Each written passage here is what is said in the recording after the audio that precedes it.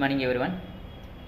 Europe వర్తకులు భారతీయ వస్తువులు వస్త్రాల గురించి మొదటిసారిగా అరబ్ వర్తకుల ద్వారా ఏ ప్రదేశంలో తెలుసుకోవడం జరిగినది అనేది మనకు కావాలి.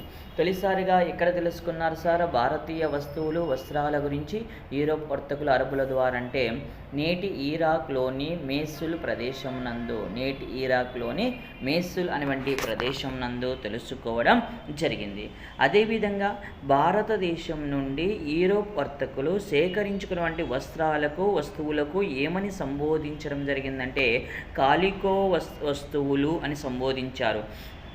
భారతదేశం నుండి యూరోప్ వర్తకులు సేకరించుకున్న వస్తువులను ఏమని పిలిచారంటే కాలికో వస్తువులని పిలవడం జరిగినది. అదేవిధంగా భారతీయ వస్తువులు అంతర్జాతీయ మార్కెట్ను ఏ శతాబ్దం వరకు శాసించడం జరిగిందంటే 18వ శతాబ్దం చివరి వరకు శాసించడం జరిగింది.